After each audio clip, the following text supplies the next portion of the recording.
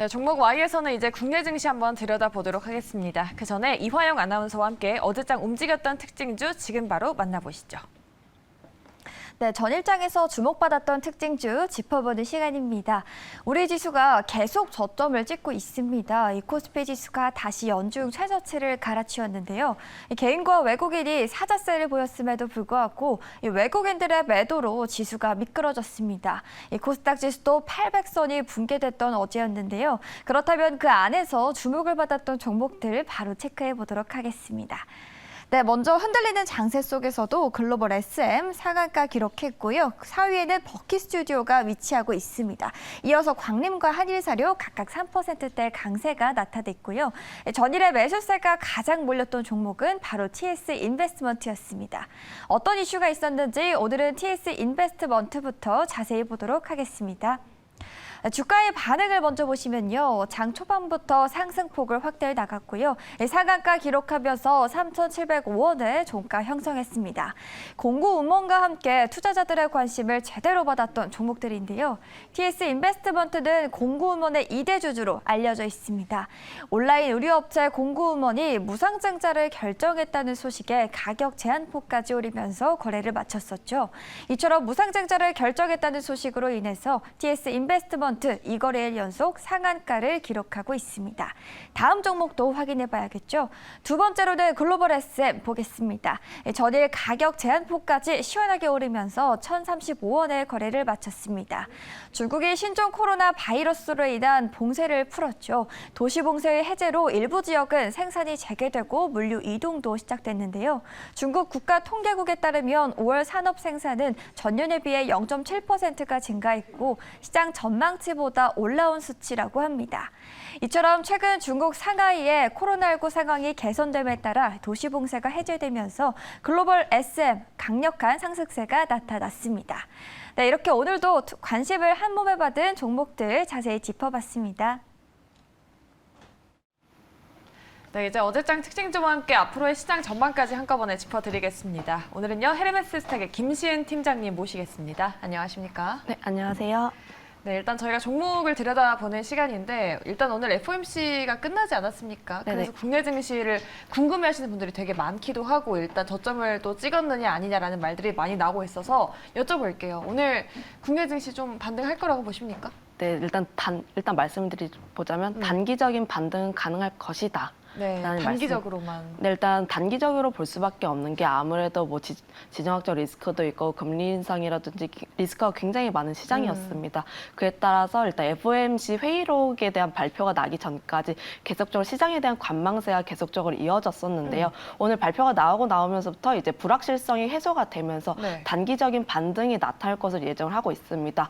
일단 시장에 대한 분위기가 자체가 굉장히 안 좋았습니다. 일단 금리 인상에 대한 부분이 굉장히 자이언트 스텝이라든지 관련해가지고 크게 이제 문제가 되었었는데 일단 그 전까지 안 좋았던 부분은 지금 이 상황도 굉장히 안 좋은데 앞으로는 얼마나 더 안 좋아질까라는 불확실성이 굉장히 크게 나타났다면 지금 같은 경우에는 일단 조금 지금 힘든 시기지만 그래도 앞으로 이것보다 더 안 좋아지지는 않을 것이다라는 부분이 있기 때문에 조금 단기적으로 반등은 할 수 있겠으나 그래도 여전히 뭐 7월에 대한 부분도 나타나고 있고 금리 인상이라든지 굉장히 다양한 부분이 나타나고 있기 때문에 그에 대한 부분도 한번 생각은 해볼 필요가 있겠다는 말씀 드려보도록 하겠고요. 네. 그래서 시장이 어느 정도 반등을 했을 때는 좀 저 같은 경우에는 일단 계속적으로 관망을 한 것이 유지하는 게 좋지 않을까라는 말씀 드려보도록 하겠습니다. 네. 그러다 보니까 시장이 일부 반등을 하게 된다면 그 부분에서 가지고 계신 종목 같은 경우에는 좀 비중 축소를 하시는 것을 한번 추천드려보도록 하겠고요. 네, 알겠습니다. 앞으로의 국내 증시 단기적인 반등은 가능하겠지만 좀 앞으로 좀 지켜봐야 된다라는 말씀을 해주셨습니다. 네, 그럼 이러한 시장 속에서 우리가 또 어떤 종목을 봐야 될지 어제장 특징주 한번 짚어보겠습니다. 종목와의 첫 번째 종목 열어주시죠. 네, 역시나 하이브입니다. 어제장 정말 많이 폭락을 했는데 BTS가 활동을 잠정 중단한다라는 말이 나왔습니다. 팬들도 울고 우리 주주분들도 울었습니다. 어떻게 봐야 될까요?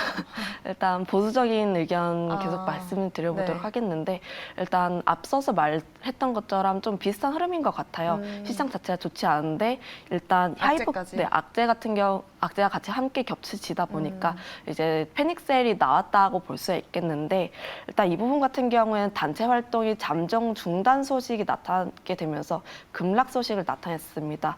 일단 뭐 그럼에도 불구하고 개인 활동은 좀 이어질 것으로 전망을 하고 있지만 그럼에도 불구하고 매출적인 부분은 좀 간헐적인 타격이 나타나지 않을까라고 보고 있고요.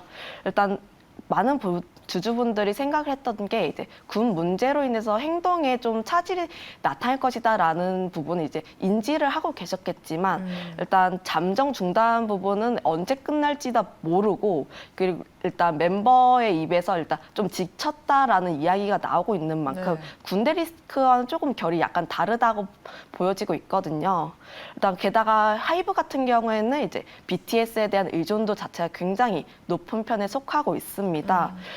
르세라핌이라든지 다른 신인 아티스트도 많이 나오고 있고 일단 뭐 아티스트 파이프라인도 굉장히 많은 편에 속하고 있지만 네. 일단 의존도 자체가 50% 넘는 상황이다 보니까 이 부분을 이제 어떻게 메워야 하는지에 대한 고민이 계속적으로 나오고 있는 상황입니다.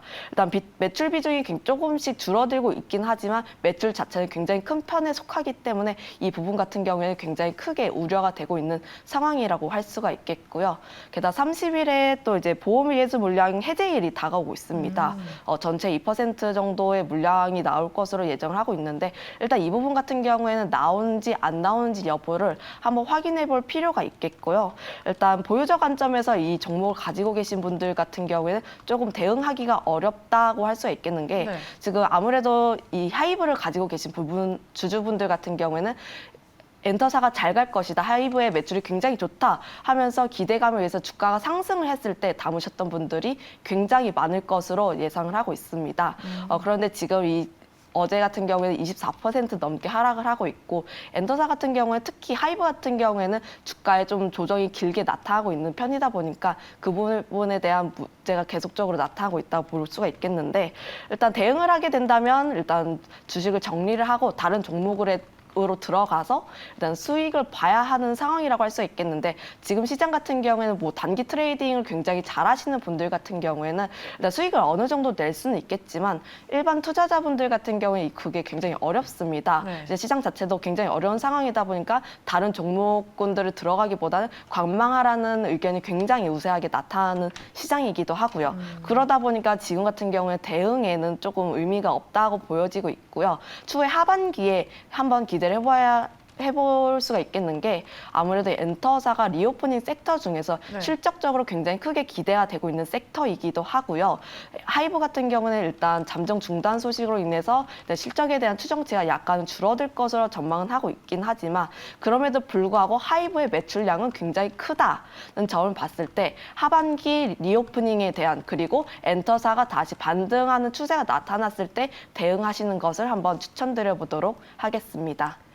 네, 시장 상황이 안 좋은 상황에서 나왔던 악재였기 때문에 지금 바로 대응하기보다는 하반기 엔터주에 대한 기대감이 있기 때문에 중장기적으로 지켜보는 시각이 필요하다라고 짚어주셨습니다. 하이브 알아봤고요. 다음 종목도 한번 열어보시죠.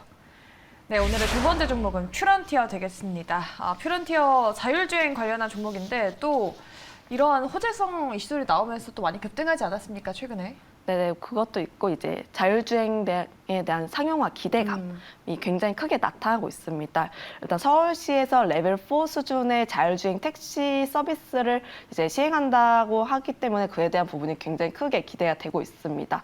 특히 강남구에서 이제 자율주행 택시를 사용할 수가 있겠다는 기대가 굉장히 크게 나타나고 있고 정부 자체도 27년까지 대부분의 도로에서 레벨 4 수준의 자율주행차를 이용할 것을 목표로 진행하고 있기 때문에 시장 자체가 확대가 되면서 그의 수혜를 얻을 것으로 기대가 되고 있는데요. 아무래도 퓨런티어 같은 경우에는 자율주행 관련해가지고 핵심 부품을 이제 공정 장비를 제조하는 기업이다 보니까 그에 대한 부분이 나타나고 있습니다.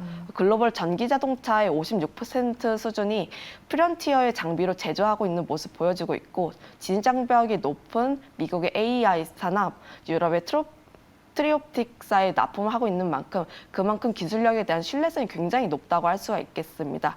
최근에는 삼성전기가 테슬라향에 대한 부품 비중이 늘어나게 되면서 그 부분으로 인해서 일단 뭐 크게 수혜를 받을 것이다라는 부분이 있겠고요. 아무래도 주 거래사가 삼성전기라든지 MC넥스, 캠시스가 있다 보니까 그 부분에 대한 특징점이 나타나고 있습니다.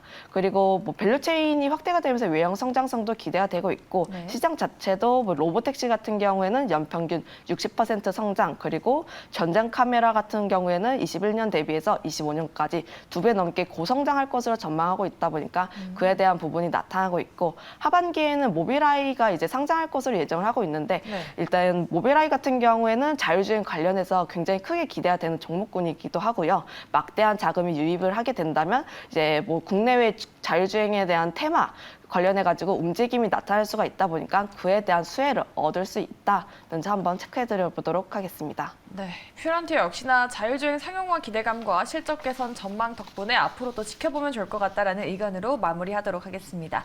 네, 이렇게 오늘은 하이브와 퓨런티어의 전략까지 짚어드렸고요. 오늘 종목과의 함께 하셨던 분은 헤르메스 스탁의 김시은 팀장님이었습니다. 고맙습니다. 네, 감사합니다.